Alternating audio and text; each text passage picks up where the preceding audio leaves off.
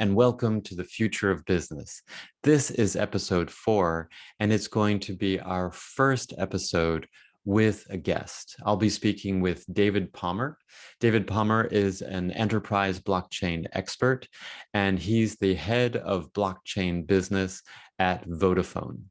So I think you're going to really enjoy this particular discussion with David. We really get into a lot of different aspects in detail about the enterprise blockchain ecosystem, about the metaverse, about NFTs, about identity.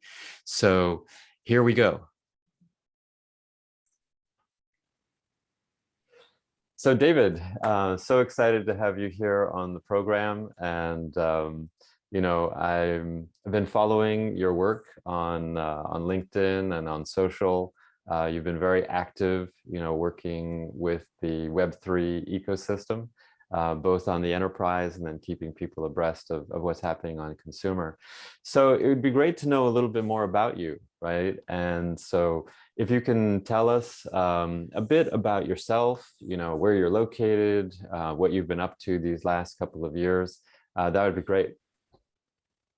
Excellent. Jordan, thank you so much for having me on the show. So I'll probably take that question backwards. So I'm located in London, England. The weather is fantastic today, 16 degrees. That we've seen the sun for the first time in a very, very long time. So London is a beautiful city today. I am the Vodafone business blockchain lead. So I've been exploring blockchain for Vodafone for the past 4 or 5 years, looking at use cases, looking at how blockchain technology could be applied to the business. And a bit about myself, I am an innovator and a technologist and an economist, right? So maybe a unique mix. That's probably that's interesting. Yeah, that's probably why my posts are on LinkedIn are a bit different to others, because I tend to look at things maybe with a different balance. Sure. But very, very sort of interested in decentralized technologies in blockchain, in the applications of that technology. So currency, NFTs, tokens, you know, and basically trusted automated business, and also very interested in cryptocurrency. Wonderful. Well, you know, that's a great segue. You know, how did you get into crypto and blockchain? And, you know, give us a little bit of your journey into the space. It is a journey. So as you know, 2009, 2010, Bitcoin only known to a very few small segment of the population of, you could call us all mad. But I started to mine Bitcoin 2011, 2012. That's really early. Just for the heck of it, right? Because a friend of mine sort of said this is the future, and he had some on his hard drive that he was mining, and I tried to do it, and I managed to mine a few and then got bored, right? But was really fascinated in decentralization, the fact you could have a currency that couldn't be stopped, that couldn't be controlled, you know, that couldn't be, you know, where you couldn't increase the supply artificially, and that coming off 2007, 2008 was really interesting to me, because it seemed to provide opportunities for several other use cases. So that was with it. I became more fascinated with Ethereum, and you know, started to play around with Solidity and programming smart contracts, but really looking at that from the perspective of, you know, can we automate trust, right? Can we automate agreements? And then really the obvious question is, how can this technology or these technologies influence my own environment, which is telecoms. I've been in telecoms and IoT for the last 10 years. So I started to look at the application of enterprise blockchain or blockchain in enterprise. Awesome. And more specifically use cases for telecoms and IoT, where this technology could make a difference. So that is my journey, and now I'm taking that further and looking at the application of Web3 and blockchain for the metaverse. Awesome. Well, you know, that's quite a journey, right? Going from crypto in the early days through to Ethereum, enterprise blockchain, And you mentioned, you've been working with the enterprise environment for the last decade.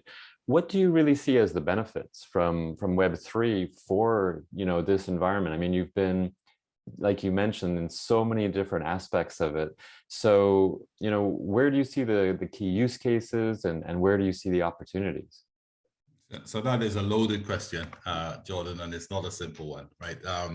So Web3 and the established enterprise do not go together, because on the one hand, you have a decentralized principle, a decentralized technology, decentralized governance, which with no control points, empower and democratization to the consumer or the participants. And on the other hand, you have business where enterprises where, largely if you go back to basic economics, it's all about barriers to entry in markets. It's all about control points. It's all about, market segments, etc. So from a pure conceptual, theoretical point of view, the two things do not go. However, what you're seeing is that certain aspects of the technology is being used. So I'll say decentralized technology. It is being used to automate business, to automate trust between businesses on a business-to-business level, in supply chain logistics, in things like telecoms roaming, where you have a number of businesses in a consortia or in a market segment that want to lower costs. So I think you're seeing it at its most basic level there. I do not think that the progression will be linear. So I do not believe that we will just see, one day an organization swap out Oracle or SAP and put in this new decentralized technology. I think there is a fundamental digital transformation and a fundamental economic and business model transformation that needs to take place. And that is and the outputs of that is unproven. We don't know where that's going. So at the moment, I would just leave it by saying that elements of Web3 will be included in enterprise, and we're starting to see that with enterprise blockchain, with supply chains, with NFTs, with other aspects of blockchain now being used widely. And we're also starting to see a lot of investment from institutions, especially in the financial sector. You talked a bit, you talked a bit about some of the benefits that could draw enterprises in, like cost savings and maybe different business models. Do you have some examples in mind of what those could be? Yeah, so for example, in telecoms roaming, right? So there's a huge cost associated with processing the records. So if I go to another country and I'm on the Vodafone network, and I go to another country and I have to roam on a partner network, then essentially the partner network needs to trust that I'm a valid subscription holder, and that they will get their money back from Vodafone or whatever operator to settle that, right?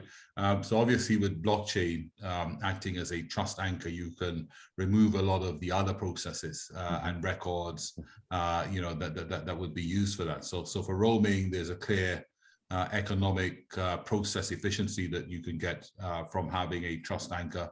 The supply chain logistics, I think it's the same thing, where you have, you can trace goods from sort of, farm to the wholesale and distribution network, but also you can automate the transactions based on the data there. You can have more participants. You can build resilience into it by having interoperability because of the trust layer that blockchain provides. So I think these are the sorts of intermediate steps that we're seeing in terms of proving the technology. I think on a wider scale, I think it's really simple. Most of the business processes that we have, if we take a step back and look at them, are trustless. Yeah, everything. You go to get a mortgage, the bank doesn't trust you, the seller doesn't trust you.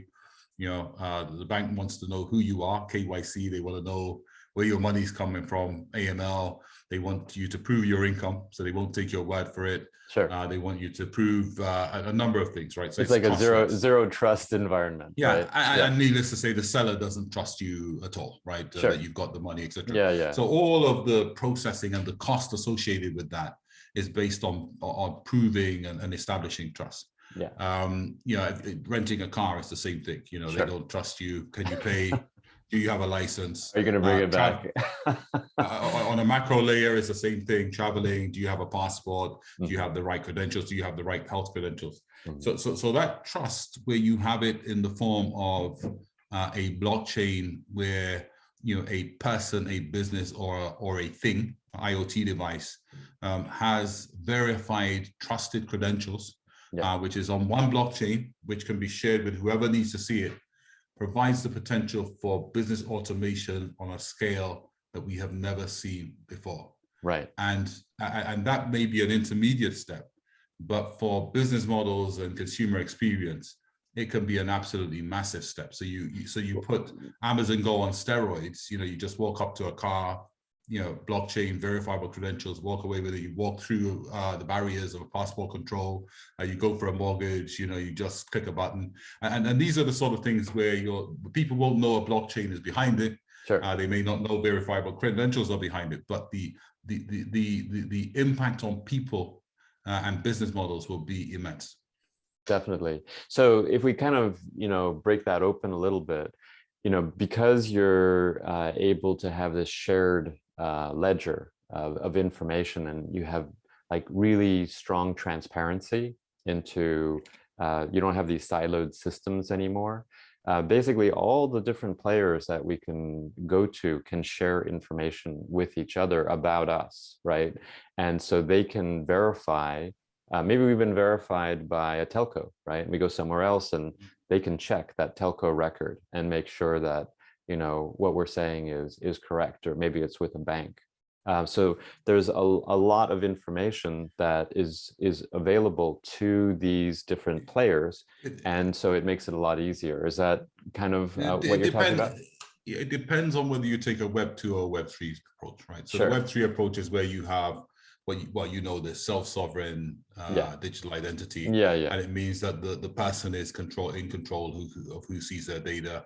And when you're starting to add wallets and tokens to that, it means that you can also be compensated for use of your data. Sure. And participate in the data economy. Web 2 means that you leave a data footprint, and the platform owners or controllers monetize it.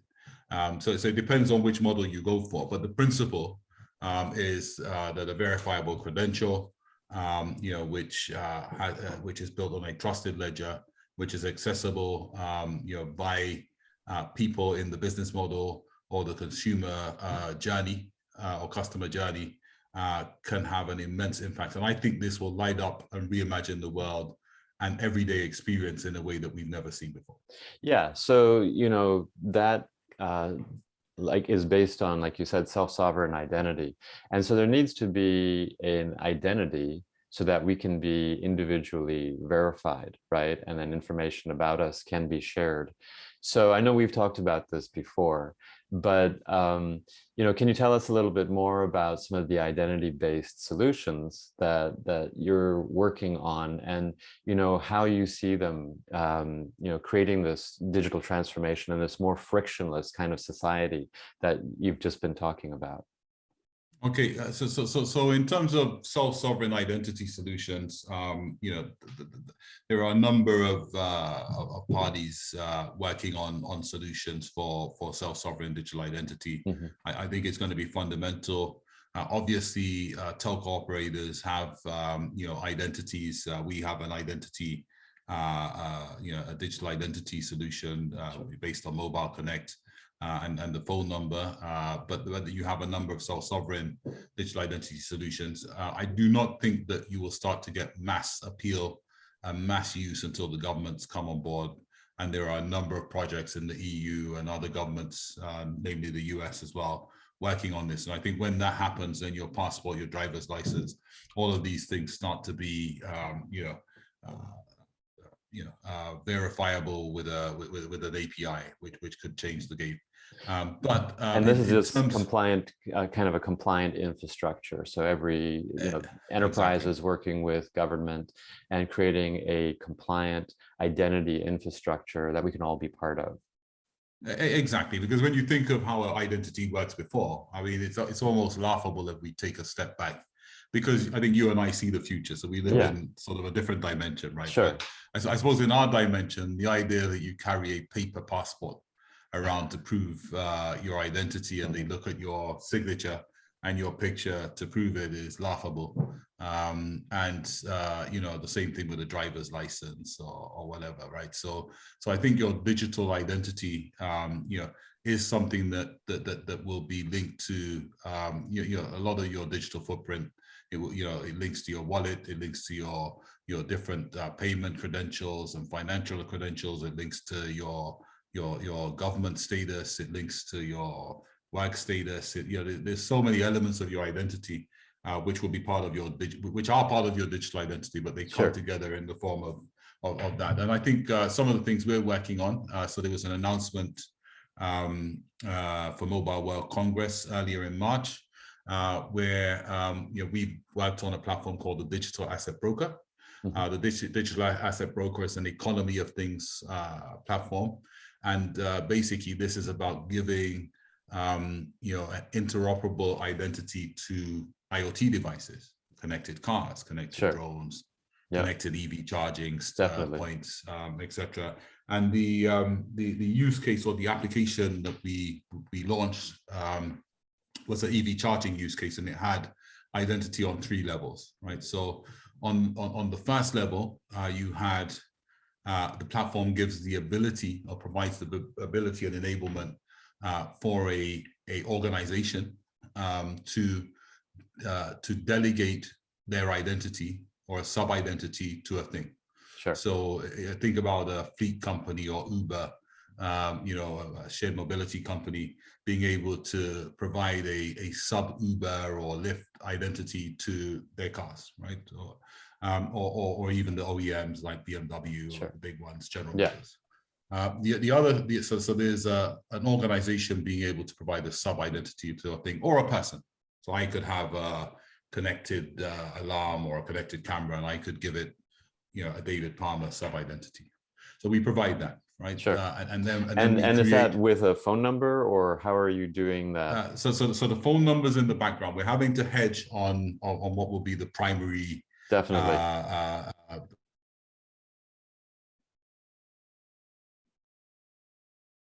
On PKI. But the actual identifiers are sort of arranged. At the moment, we're priming on the phone number. So you have the ability as a person or a business to delegate your thing, your device, your car, your whatever, an identity. On the other side, you're able to connect or associate the device of a person, a user of the thing, right? Sure. A person interacting with the thing to the device. So in this case, we're providing the capability in the EV charging application for a fleet company or a car rental company to give an identity to their automated their EV, their electronic vehicle, and that comes with a wallet. It comes on the SIM card. We also have a private key, which is the digital signature for the device. And on the other side, we're providing the fleet company also with the ability to associate the fleet driver to that central identity and the payment credential in the wallet in the car. Sure. So for the first time, these are the three different components. You've got the thing, right? You've got the interaction between the thing and the person who's using that thing. Correct. And then you have an identity for the company that is working with the person and the thing. So you have the access, people, business, and things. We're providing one of the first decentralized identity passports for IoT devices. Okay, based on DID's WC3 standards. Sure. Also, you can see the power of this because for a fleet company, you can think they now don't need to provide payment credentials for their fleet drivers to use a card, again, one of these plastic cards that you put on things, to actually charge. But you basically say, I have one identity for the car, I've got one wallet for the car, I've got one payment credential in the car, and I will associate the authenticated identities of the drivers who are in the car to enable them to use that one payment credential in the car.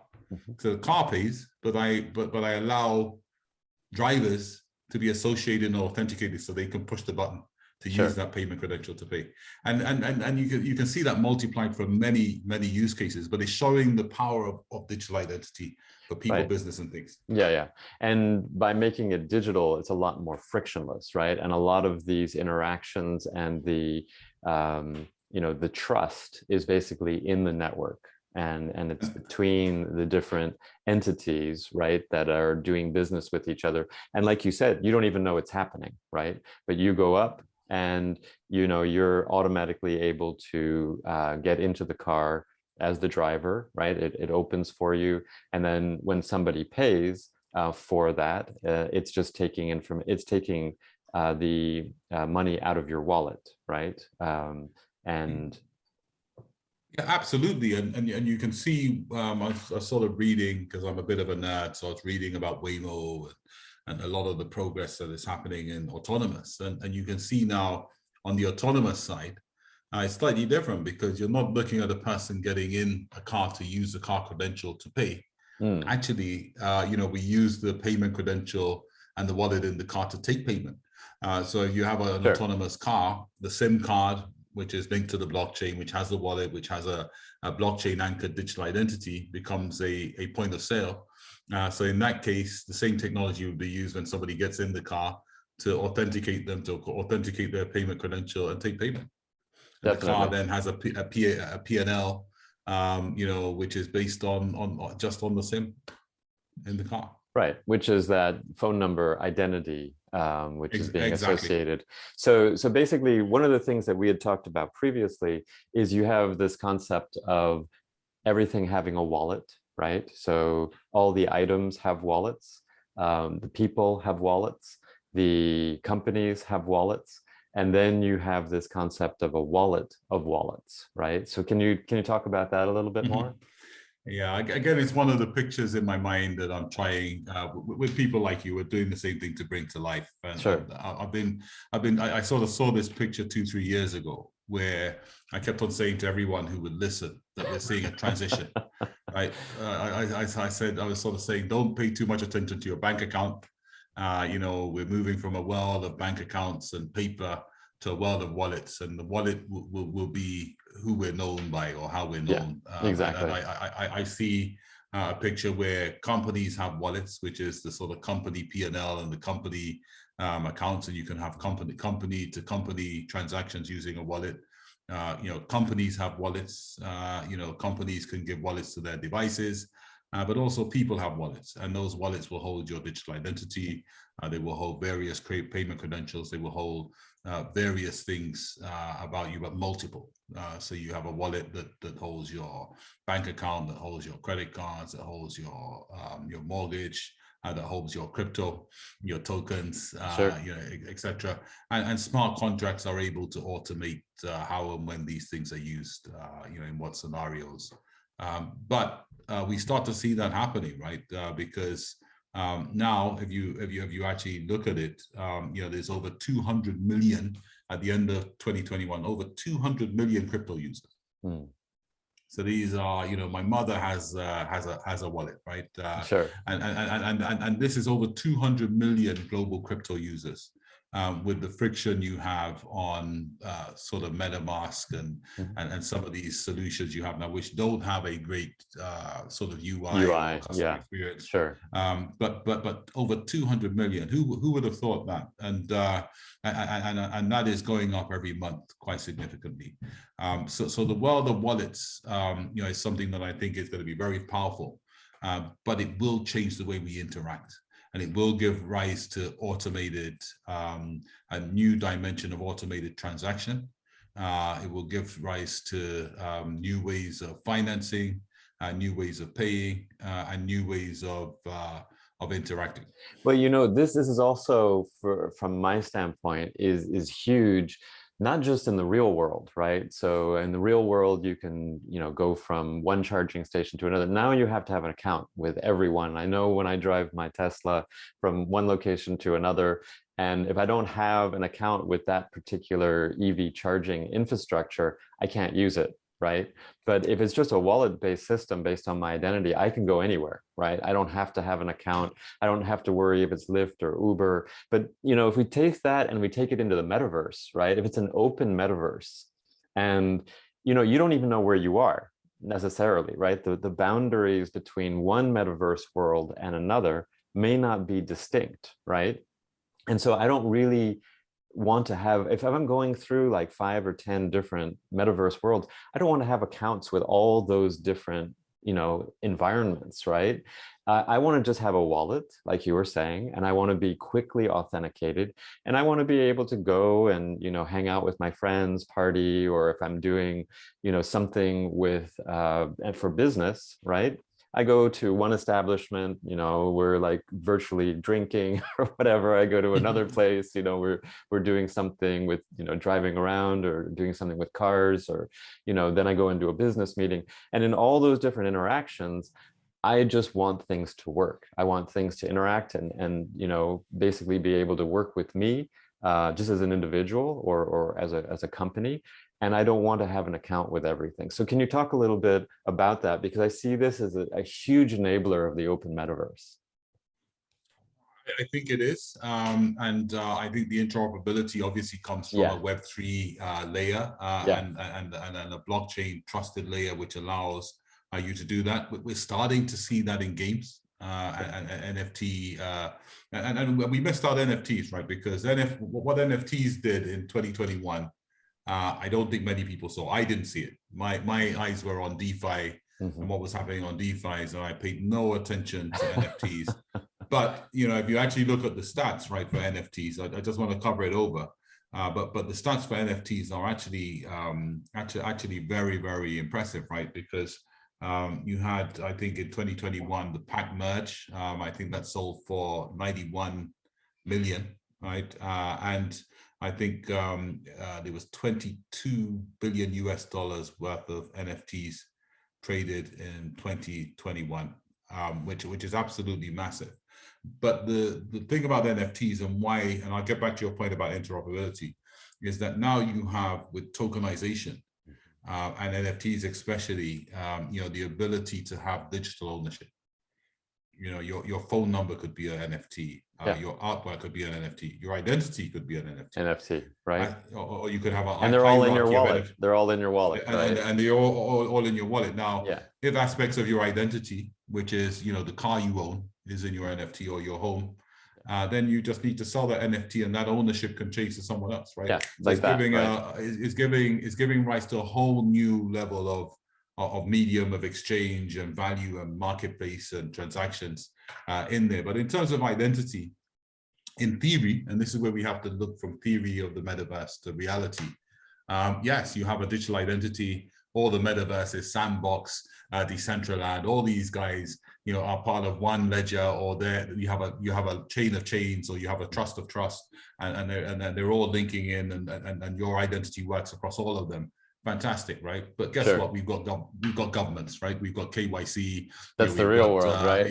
we've got law enforcement. We've got the need to protect, and these things are needed, right? We cannot have a Wild West.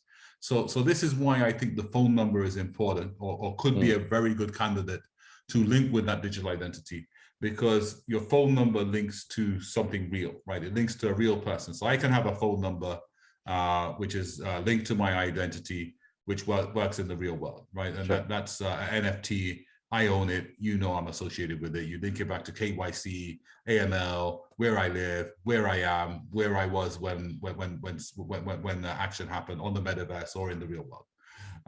But if I go into the metaverse and I still have the same phone number, I can speak to you in an Axie Infinity game or across games or on a collaborative framework.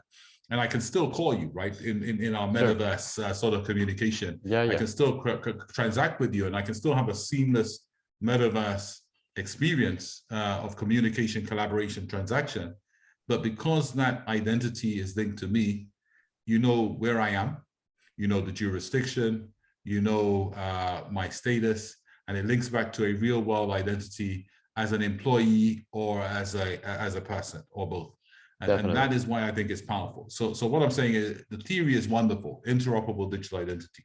But in the real world, you know, we are not going to be able to do anything. And you're starting to see lawsuits, right? I think I read a headline about somebody who felt threatened in the metaverse, so they're now bringing a lawsuit against it. So you will have to have governance. You will have to have accountability. You will have to have, you know, the right to recourse in the metaverse, right? And Sure. And that is why you need to link it there. So in theory, yes, blockchain will provide that interoperability, wallets identity will, but you need to link it back to the real world. Well, this is cool. So basically on the enterprise side, what we can see the benefits are is you're going to have increased automation. You're going to have a more frictionless and lower cost type of interaction. And these things can come about because you have identities, because you have wallets, because you have a true fully digital transformation. And that's very exciting. This is something that businesses need to understand. Now, if we kind of switch tracks and we start looking a little bit more at the consumer experience, and you know, people looking at NFTs and all of the action there with DeFi, et cetera, might be, you know, a little bit confused about what this is all about. So can you break down some of the benefits? I mean, I know you've talked about them with regards to NFTs, but can you kind of take a look at Web3 and say, you know, for the consumer, what are the real benefits in an online kind of an environment? I think, again, that's a very, very good question. And I think the benefits will be as good as the applications that are built on Web3. I mean, in terms of potential benefits, I've sort of spoken about spoken to, you know, the improved frictionless experiences you can have for almost every form of retail and consumer interaction, because you don't have the trust level. I go to the gym, I've got to show a card.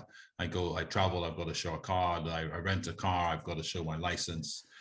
You know, everywhere you go to the cinema, you got to pay, you prove your age. You know, you go into the event, you got to buy a ticket. And bear in mind, you know, tickets can be part of NFT that sits in your, definitely, in your, you know, season tickets for soccer games, NFL games, basketball games. You know, consider your identity, right? It's into your identity. It becomes a verifiable credential. You just walk into the court, right? Sure. Yeah, definitely. You know, so every, you know, it's endless, but we need people to build the applications that take advantage of this. And if we're honest, you know, the applications that have really taken off, and it's maybe slightly disappointing, you know, with blockchain, you know, which sort of started out looking to bank the unbanked and about inclusion. Yeah, exactly. Yeah, and what have we done? We've built applications for money, right? For currencies, for banking and decentralized finance, you know, and supply chains and business. But we haven't really seen applications that really, you know, that really try and, you know, do things for career progression or inclusion or for environment. Where I think there's enormous potential for this technology.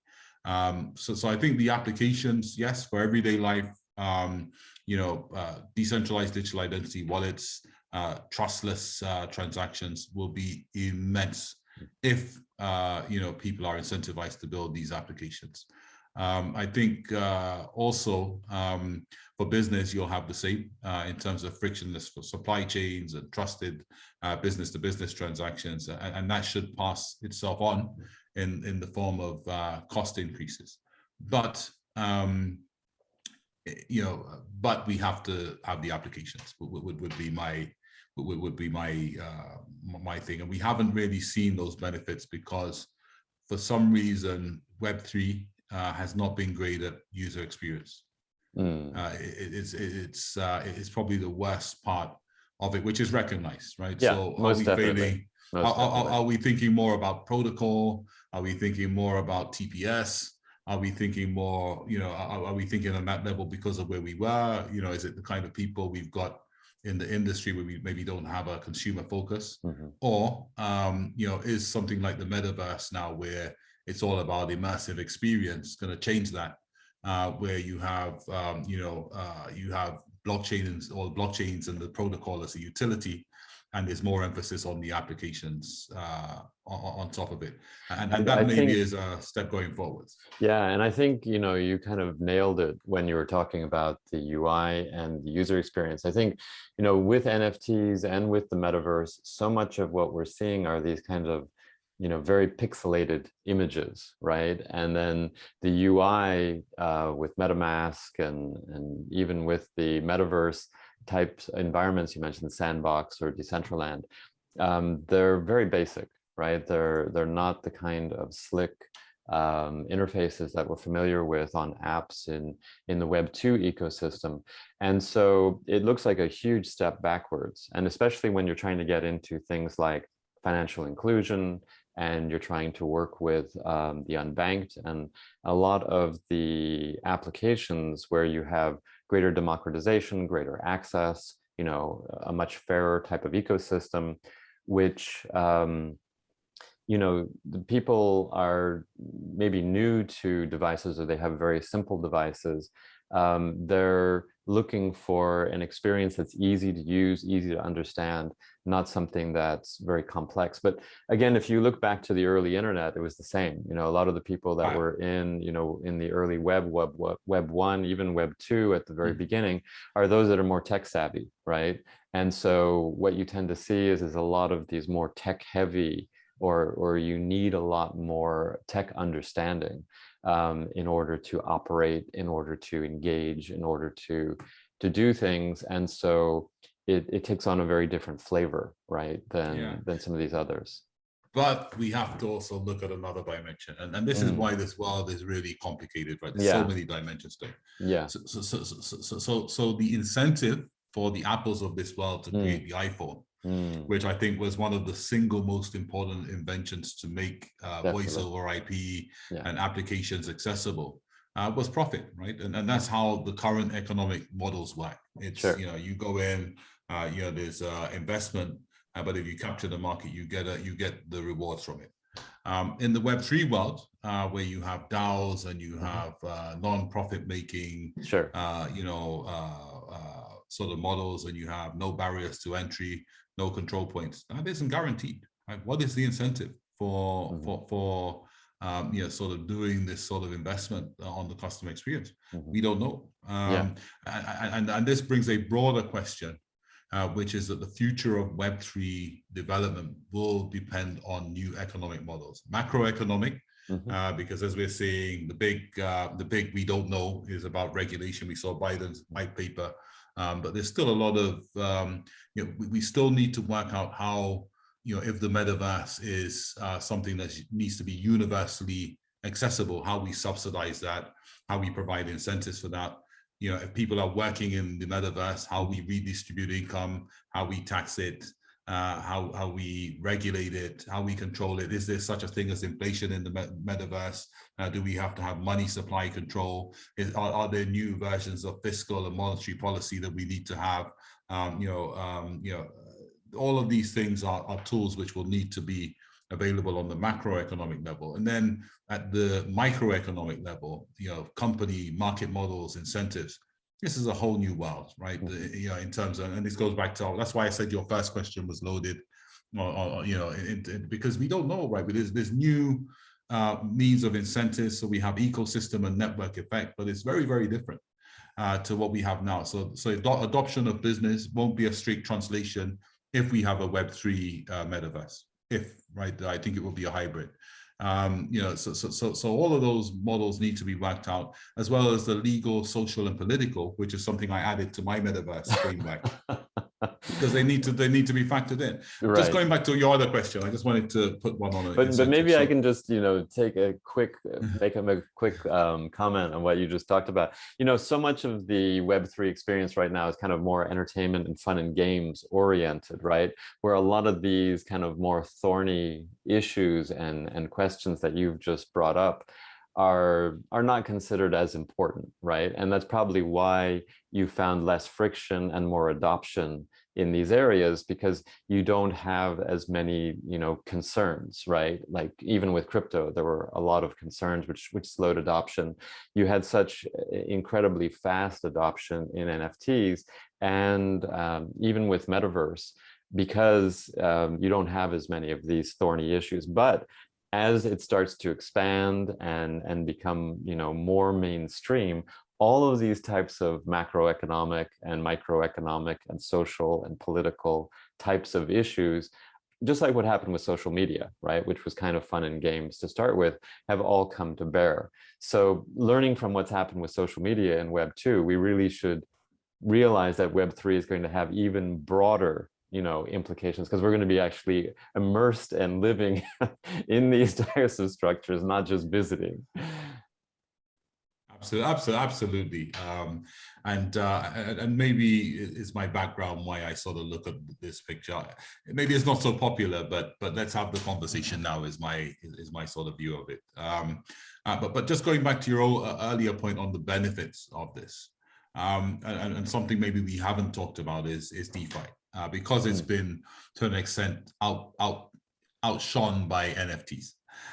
But DeFi, if you look at the benefits of it, going back to the wallet, if you have in your wallet savings, right? So you have surplus income in an account, or surplus to tokens. One of the beauty of DeFi is that it's democratized banking, which was a very closed industry and a closed business opportunity.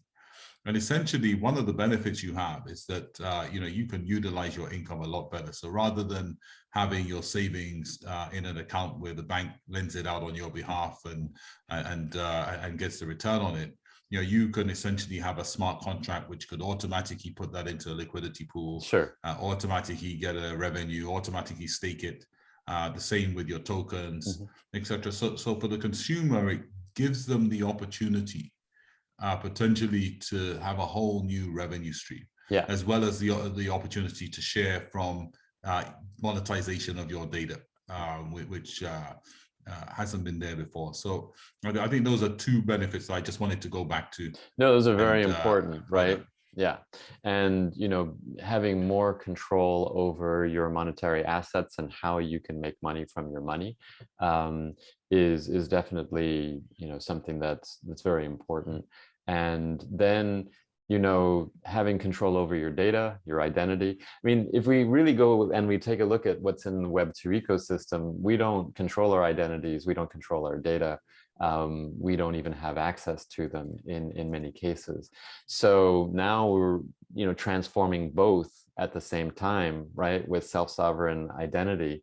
And the transformative, I mean, in our book, Enterprise Blockchain Has Arrived, we talk about tens of trillions of dollars. I know you've spoken and posted about the metaverse being 10 trillion, but we really see that this is tens of trillions of dollars of new business opportunities, because there's so many different transformations happening at the same time, and and it's going to impact everybody on the planet. I mean, this is a complete expansion and remake of the entire online environment, and taking it into a third dimension, and then providing so much to the individual that hasn't been there to date. So, like you say, we're just scratching the surface. I'm getting inspired by you talking now. I mean, it's amazing, because I think we speak the same language. And I was just thinking, as you were saying that, we've forgotten one of the main. I think NFTs have distracted us slightly, because what I used to say maybe 2-3 years ago is tokenization is blockchain's killer application. And I didn't actually mean it. I was involved in a platform which was inevitably a non-fungible token for ideas. Sure. And I didn't know what I was creating at the time, right? But if you go back and look at it, in terms of opportunities, just going back to the individual, you've got a house, you paid off 90% of it, you could tokenize that house, and essentially sell tokens in that. If you had a business plan to turn it into a hotel or Airbnb or whatever, you may be able to even get more than the face value. So the ability of tokenization and blockchain to unlock value in assets that were previously illiquid and bring new liquidity is absolutely massive in all sectors of the micro and macro economic landscape, with the potential to reset the boundaries of business, trade, social mobility, and opportunity. And that is something that maybe we didn't touch on today, but that is the big picture. Yeah, and that's enormous, and like you said, much larger than the enterprise perspective or the consumer perspective, but it's kind of like the social mobility perspective. Yeah. And and maybe that can be something that we discuss in another another episode. To kind of take this particular episode, this has been really exhilarating and exciting to go through so many of these different use cases and ideas, but to kind of bring this to what's going to be happening in the next few years, because a lot of these thoughts probably, and Web 2 has taken about 20 years, right, to kind of get to where it is right now. And so we're probably looking out between 5 to 20 years in terms of the different things that we're talking about. Obviously, some of these things will happen in the near term, but what do you see happening in the next 3 to 5 years? What types of things are we going to be experiencing in the short term? Okay, so what I can say is by 2024, so 2024 is 2 years. So say 2024, 2025. So what we do know is that there will be 8.1 billion smartphones, right, out of a population of 9 billion. So there's going to be 7.1 billion smartphones out of a population of around 8 billion. So most people will be connected and they'll be able to participate. We know that there'll be around 70 billion connected devices. We know that there'll be several Web3 companies that will be leading assets in the world, right? So, for example, we know that in 2021, Bitcoin was worth about $600 billion US. It fluctuates so much. At whatever point it was, it's sort of around that level and was the 7th largest global asset. Ethereum was over 300 billion and was the 13th largest global asset, and you think they haven't been around for very long. NFT market size 41 billion, 6.16 billion on blockchain spending. You had a crypto currency market size of sort of 3 trillion. There's massive 41 billion in NFTs, massive things that happened in 2021. And I see the first thing is that will continue in the next 3 to 5 years. Sure. I think what we will start to see though, in terms of real changes, is real implementation of blockchain in enterprise. Mm-hmm. You're starting to see that now. We launched a platform. We're not the only ones. You're starting to see massive implementations of blockchain in business, in business models, in business solutions. And I think that will be really start to be reflected to the consumer in this sort of new automation that we were discussing. I think in 3 to 5 years, you'll have some frictionless customer experience based on blockchain. It will not be universal because I don't think the government side will fully happen, but sure. If we say maybe for real estate, it may be for car rentals. So it would be a few use cases where you see that. I think that DeFi will start to have a massive take up and be more regulated in that because of the potential. I see the tokenization. So I see NFTs continuing to grow and expand to other areas, as I said, in the business side. Mm-hmm. But I actually see that as a distraction. I see the real change will be tokenization and the use of tokenization in business, and the liquidity and new financial business models that will bring. And one of them being a concept I call digital barter, which is essentially where you have a token to token transaction. So this is where you have WeWork accepting a Uber token to pay for office space, and Uber taking a WeWork token for travel, right? And because of that, you have a token to token transaction. There's an exchange. There's an exchange rate between those tokens, which is set, but it stays in the token economy. It's not an exchange out to fiat. Sure. So it's a digital barter. I see that happening on a company level. One of the platforms I was involved in, I won't plug the platform, but it was about ideas. and that was about essentially tokenizing your idea. So you have 100 NFTs or 100 tokens for your idea, and if I'm developing a car and you've got the steering wheel, I could give you 10 tokens out of 100, so 10% of the idea, and not have to get the financing because I've got the skill or the resources. If someone had the physical car chassis, I could give them 20 tokens, right? So it's a way of moving forwards without doing that. But I see that being extended. I see that whole barter, digital barter thing, especially with the inflation and interest rates we're going to see happening, being something that will start to, which will be models which I see starting to happen. So that's how I see the world happening in the next 3 to 5 years. I'm probably looking 10 years ahead. Right. Yeah, but I mean, I think the themes are tokenization of everything, right? Yes. You've got everybody having wallets. You have increased automation. You have a huge number of very innovative business models, things that we can't even conceive of today, becoming like commonplace, right? In terms of like this concept of digital barter, right, that you just mentioned.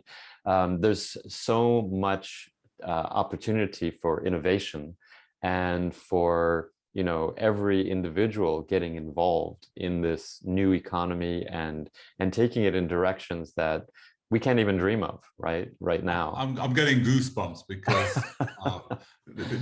the potential for, I won't even call it digital transformation, fundamental change in everything that we do, see, and are, is so massive with this Web3 technology that it's just exciting to be a part of it at this stage. It's like the new gold rush.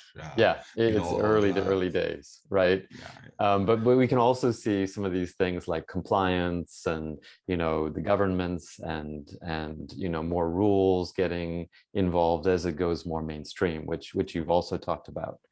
And I think that's important, because where you see technology and change take off is where there's a financial incentive, where there's revenues, where there's new business opportunities, where there's new government revenue opportunities. And that's why I pointed out to the world of wallets.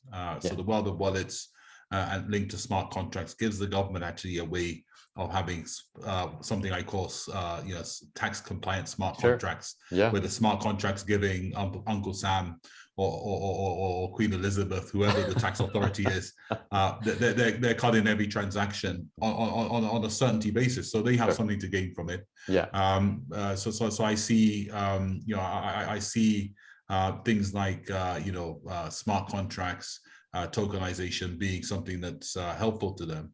But also, the banking, right? We've seen huge investment from banks. Amazing, right? No, I mean, there's so much, right, that can go on, and it's really exciting. All these different things that we've been discussing. I think tremendous opportunity for another episode. Here. I'll just sum it up. So world of wallets, economy of things, and universal digital identity. Those are the three pillars of that we'll see in the next 3 years, or 3 to 4 years, start to come about and materialize.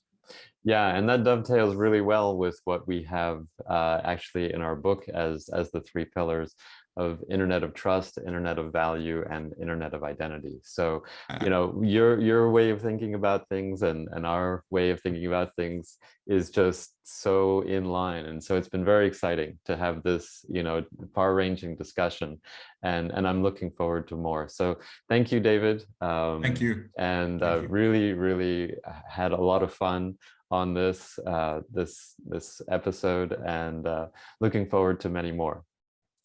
Thank you, Jordan, and I've really enjoyed it as well. So looking forward to coming back to talk more. Okay. Thank you. Great. Thanks. So I hope you enjoyed that discussion with David Palmer here on The Future of Business. We discussed so many great aspects of Web3, its implications for enterprises, for consumers, both now and into the future. If you like this episode and want to stay abreast of all the latest with Web3, we'll have more guests coming in the near term. So see you next time here on The Future of Business. See you then. Bye.